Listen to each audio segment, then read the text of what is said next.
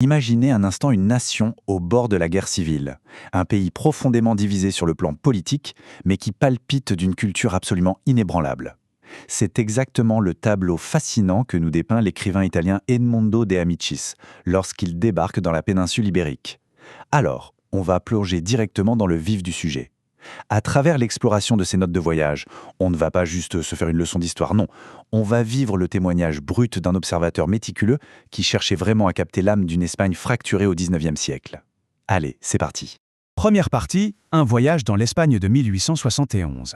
L'aventure commence par une traversée nocturne des Pyrénées. Et l'ambiance, elle est électrique, orageuse. D'Amicis nous décrit une nuit noire juste rythmée par le bruit des sabots et un vent glacial. Il entre dans un pays qui, fait incroyable à ce moment précis, est gouverné par un roi italien, Amédée Ier. Et la toute première vraie rencontre se fait à la frontière, au petit matin. Face à un douanier espagnol, en partageant un bout de pain dur et du chorizo bien épicé, D'Amicis lance une question qui a l'air de rien. « Que fait votre roi ?» Et la réponse du douanier tombe, sèche et cinglante. Il règne.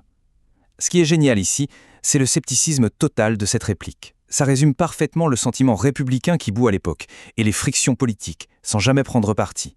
D'ailleurs, la réponse déclenche un fou rire général dans l'auberge. L'aubergiste glissera même plus tard que ce douanier est un républicain pur et dur. De Amicis capte cette tension avec une neutralité parfaite, juste la réalité du terrain. Pour bien saisir ce climat, jetons un œil à la chronologie. C'est une période d'instabilité, mais alors extrême. En 1868, c'est l'exil pour la reine Isabelle II. Ensuite, en 1870, le général Prim, qui était le grand soutien d'Amédée, est mystérieusement assassiné juste avant l'arrivée du nouveau souverain. Et De Amicis débarque en plein dedans, en 1871, l'année même du couronnement. Un règne qui va tourner court, puisqu'il abdiquera à peine 2 ans plus tard, en 1873. Voilà la toile de fond, pour le moins chaotique, de notre récit. Deuxième partie, l'esprit de la Catalogne. En arrivant dans le bouillonnement de Barcelone, l'auteur laisse de côté les intrigues de palais pour se focaliser sur l'esprit industrieux des Catalans. Et ce qui est fascinant ici, c'est la façon dont les régions se perçoivent entre elles. De Amicis note comment l'identité catalane se voit, sérieuse, travailleuse, avec un esprit scientifique, préférant carrément le bruit des machines à celui des guitares. De l'autre côté, on a la façon dont ils perçoivent l'image andalouse. Poétique, bavarde, très romancée, c'est un choc culturel interne génial, une vraie fierté du travail acharné face à une forme d'insouciance. Visuellement, c'est tout aussi marquant. Lors d'une virée vers les montagnes aux formes étranges de Montserrat, De Amicis se retrouve dans un wagon avec une classe d'écoliers, et là, au signal de leur prêtre qui lance un grand « Barrettina !», tous les gamins sortent ce fameux bonnet rouge traditionnel.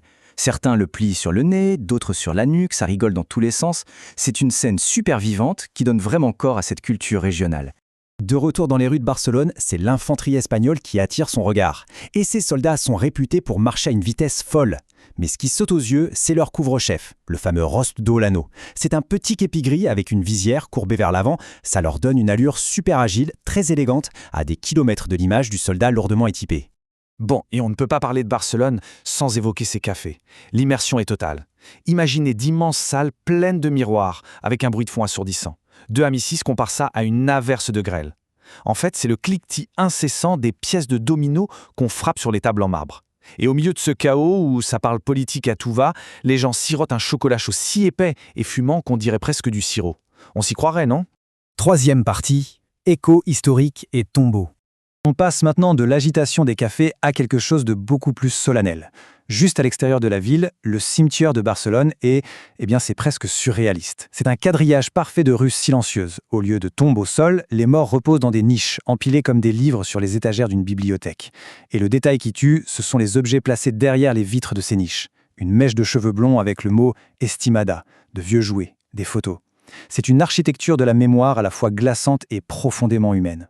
Cette relation si particulière à l'histoire culmine vraiment quand De Amicis arrive à Grenade. Imaginez la scène, il descend dans une chapelle souterraine très isolée, guidé par un sacristain à la lumière d'une torche. Et là, dans l'ombre, face à de lourds cercueils de plomb, le sacristain lève sa torche et lâche, dans un silence de plomb, « Ici repose la grande reine Isabelle la catholique ». Waouh, c'est un vrai moment de recueillement absolu face aux fantômes du passé. Mais ce qui bouleverse véritablement notre voyageur, c'est un artefact en apparence tout simple. Avant d'entrer dans la crypte, on lui montre un coffret en bois.